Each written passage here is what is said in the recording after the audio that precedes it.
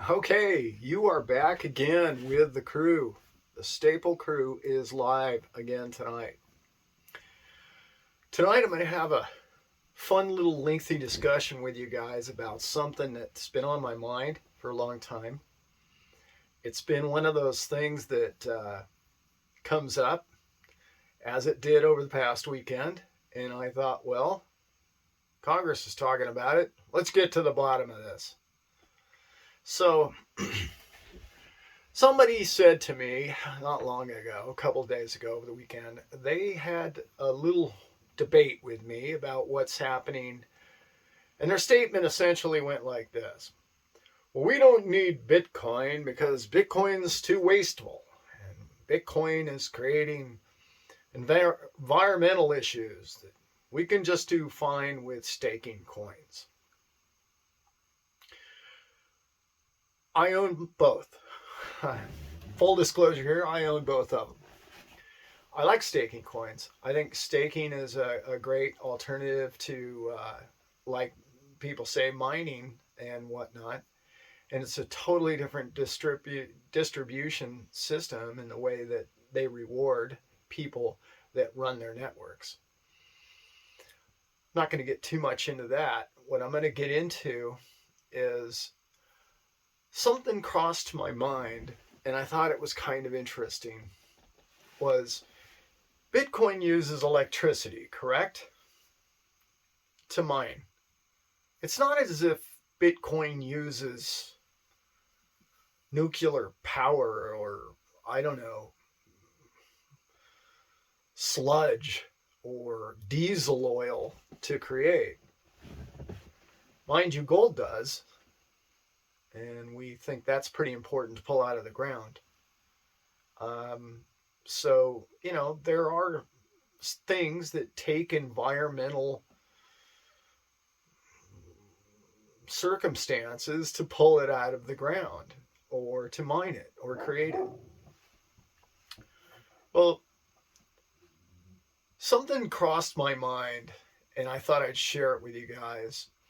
I think it's really interesting that nobody ever comes up to me and wants to start a debate like, hey, Al,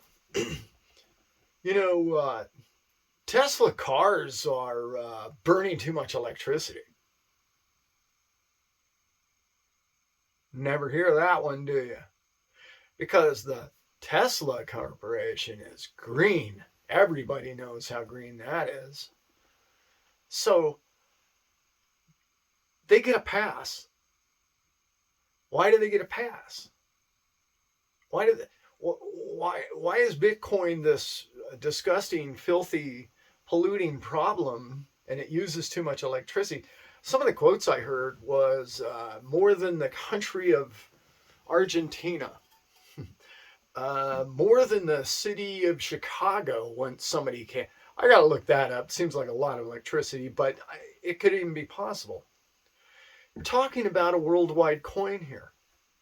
You're talking about the largest computing network in man's creation. I want to go down this proof of stake and proof of work angle. Proof of stake is wonderful for certain applications.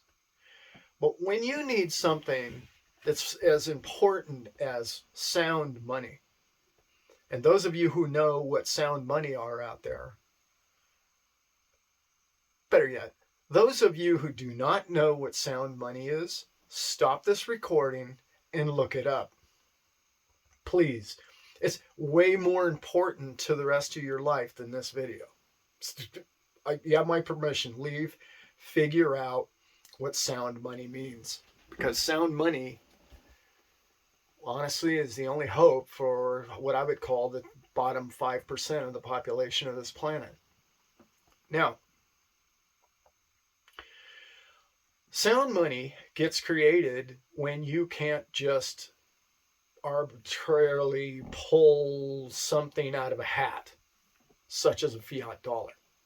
Okay.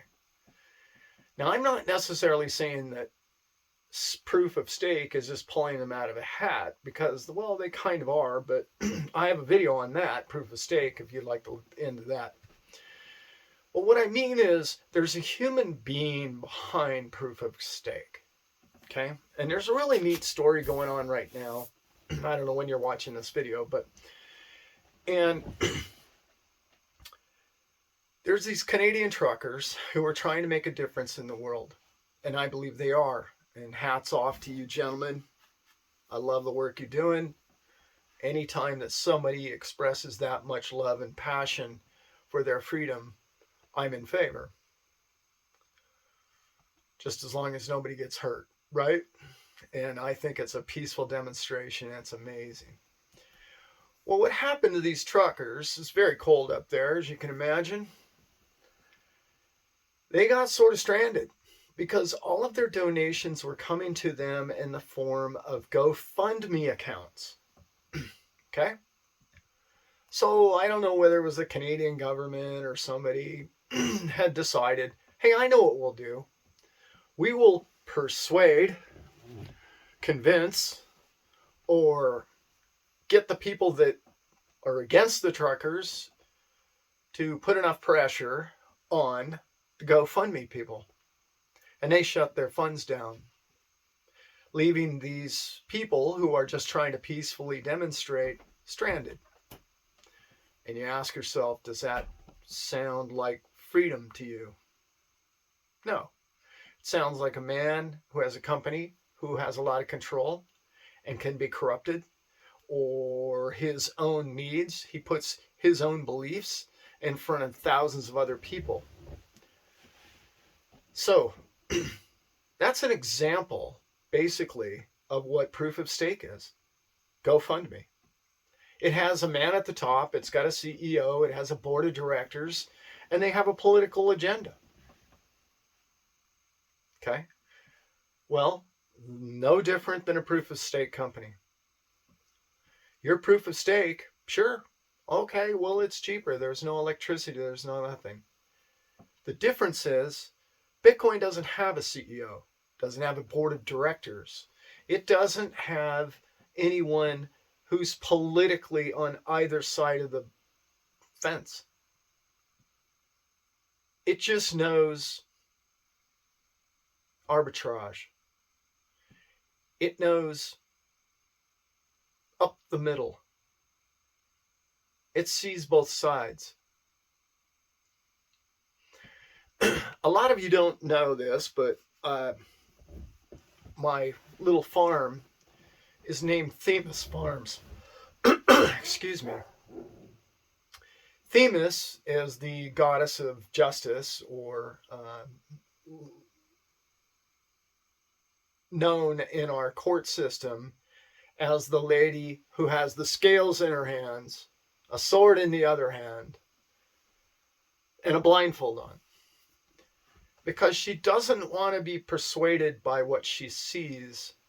She wants to hear the facts and then weigh the scales, what's level, and rule with the sword.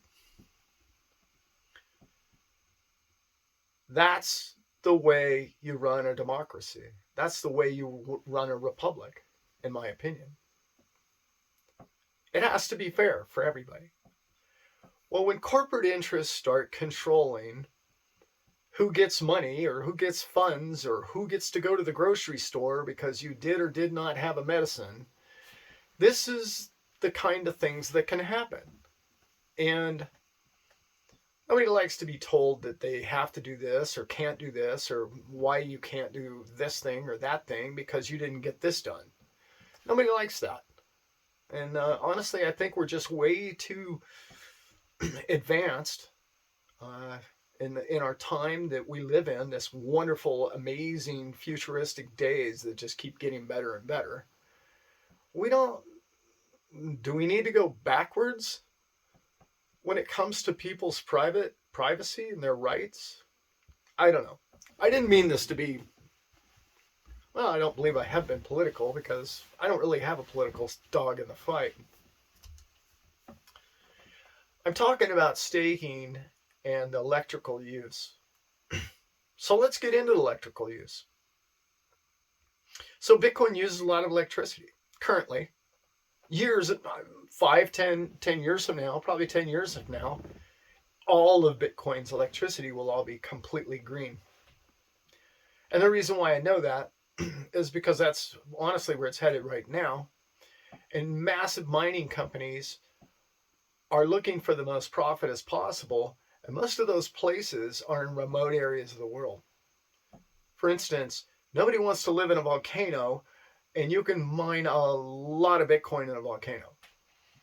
Now, the beauty of Bitcoin is it takes the electricity that man can't use. Okay? So, in other words, if you have a solar system, you can understand this. You have a battery bank. Well, when the battery's full and it's still sunny out, you're only using this much electricity, what happens to 101%? The solar system shuts off on you, and it doesn't produce any more electricity because your house isn't using it and your batteries are overflow. How are they going to overflow? You can't hold 101% in a battery, right? So this occurs all across the United States and in Canada, around the world for that matter, because they have to have enough in case there's a spike in demand all the time. Well, so they shut systems down. That's right.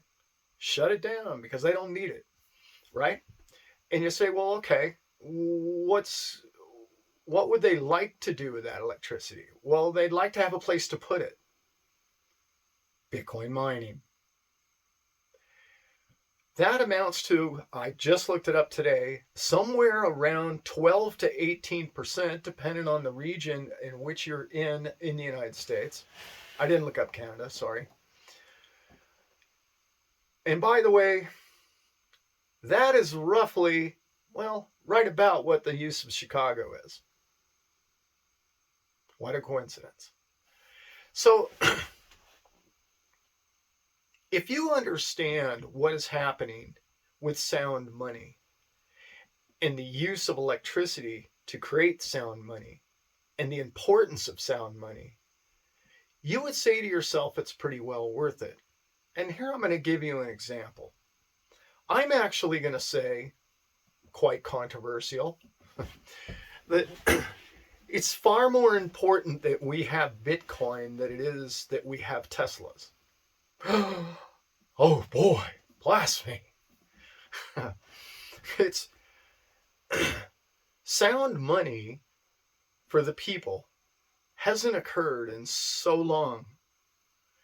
Corruptible money has been corrupted every time they can corrupt money they have. Going all the way back to Caesar. Come on. And they corrupted it again. They corrupted our money again in 1971, and you can look that up. And maybe you stop the video to go check that out. This sound money is not corruptible. Big deal. Neither is gold, by the way. It's not corruptible. However, gold has all that diesel it takes to pull it out of the ground. It takes a lot of diesel to push gold around the planet, to move it from place to place to place, to refine it, to reuse it. Gold is not an energy star. It's just not. Bitcoin is. Bitcoin is not manipulated by man. Bitcoin is being mined in every corner of the planet. Think about this.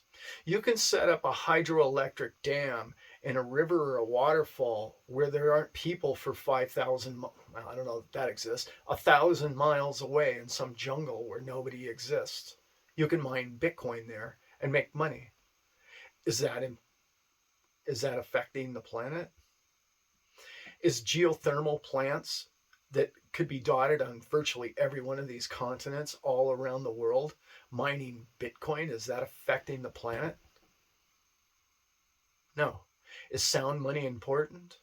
If you know anything about what the word economic sanctions means to the people and the way it's been used. You know, it's funny, the evening news will tell you, we've placed economic sanctions with the support of the UN upon this pithy little poor country, and we're locking them down. Okay, great. Does anybody out there really know what that means to the people of that country? I mean, it sounded good on the news, right? Oh, it doesn't sound so bad, right? How bad could it be? Economic sanctions. Well, so they missed out on a burger or two, right? Right. That's not the way it works. The president and all the wealthy people in the country don't feel a thing. Oh, sure, maybe a little inconvenience to their life. What it does to the 1% of that country is starvation. I know it's a heavy hitter for a lot of people, but that's exactly what happens to those people. Any economic downturn in your country, there's casualties. Those casualties usually come to the poorest of the poor. Okay. So now let's go back to your GoFundMe site. So a country tries to put sanctions on a country, let's say like El Salvador, that has adopted Bitcoin. Well, how are they going to do that? They can't. Well, they could. They could put sanctions on the US dollar. Now, of course they can. They do it all the time.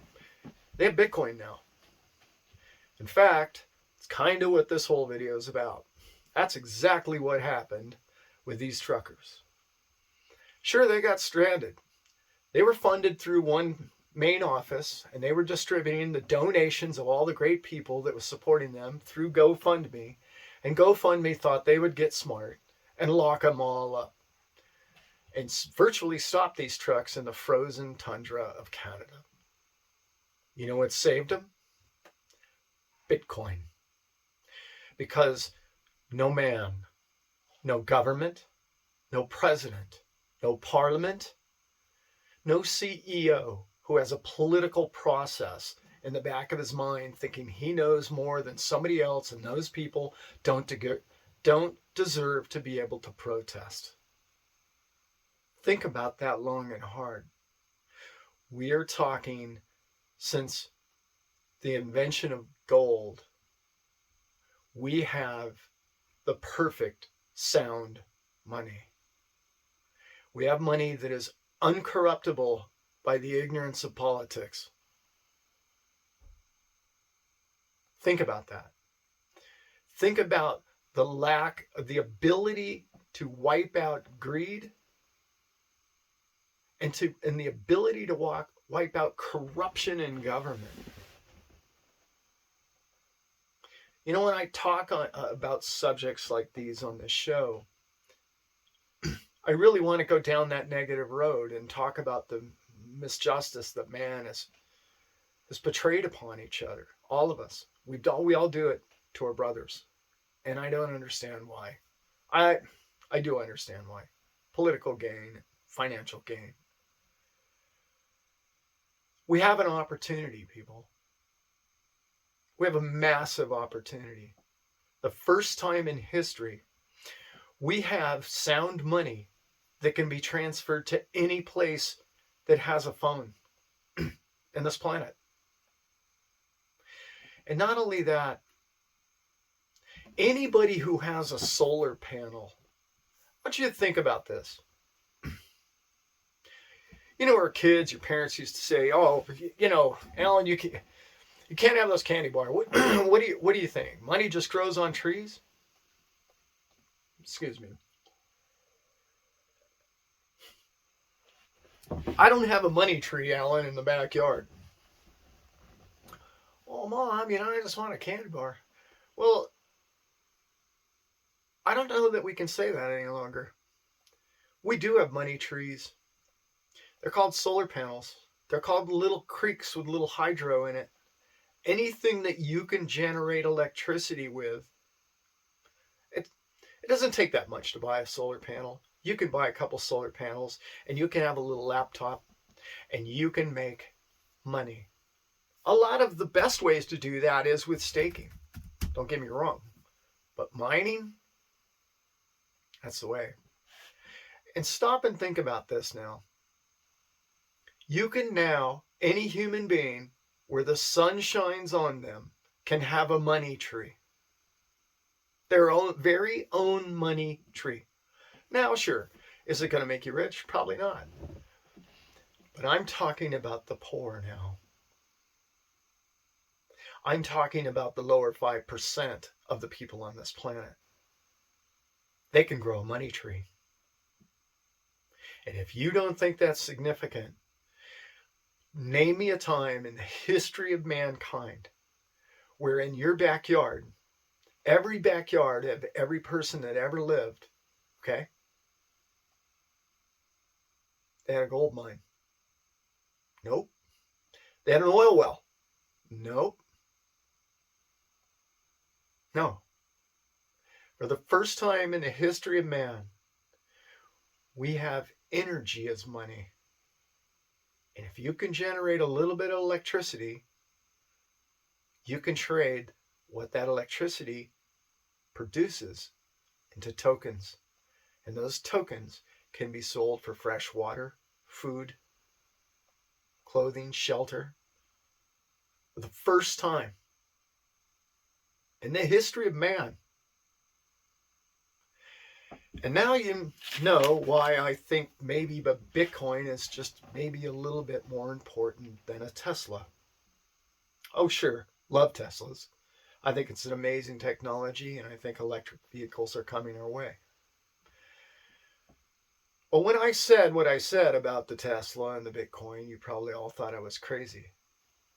But now you may understand where I'm coming from. Tesla's going to be here for a long time.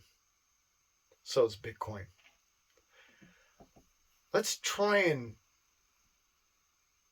relish the amazement of the days in which we live today and the future days coming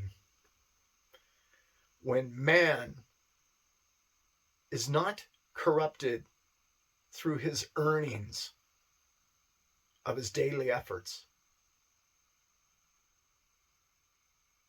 Governments like to control the currency because it keeps them employed.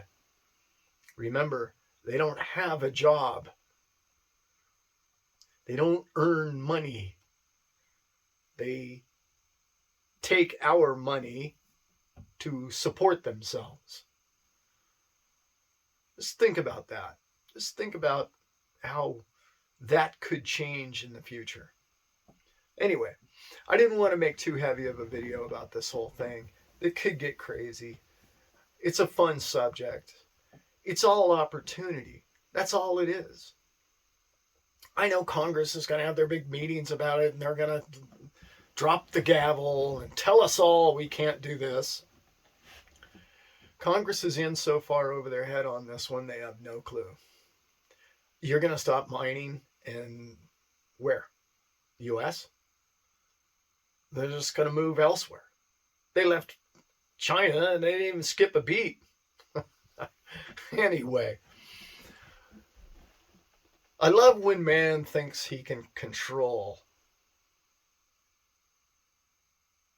something as beautiful, as well designed as a Bitcoin. I love when they even try. It's comical most of the time. Anyway, I've babbled on too long already. I hope that this has been a nighttime shot. I know you guys can probably already tell. I'm in the old trailer, and I hope you enjoyed tonight's show, and hope you got something out of it, and just food for thought or provocative, I don't know,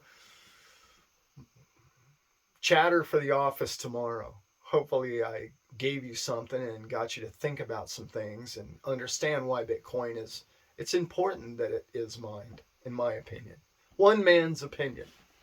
Okay, guys. Hey, I always forget this. And if you got anything from this video or any of our other videos, please like and subscribe. We do appreciate it. We're so blessed. We broke 100 and we're pretty proud of that. And we're going to keep going. And so many fun things I want to talk to you guys about tonight. Sorry, tonight was a little heavy, but it was a fun debate that I was having with some other people, so I thought I'd share it with you guys. Okay, guys, with that, I'm out.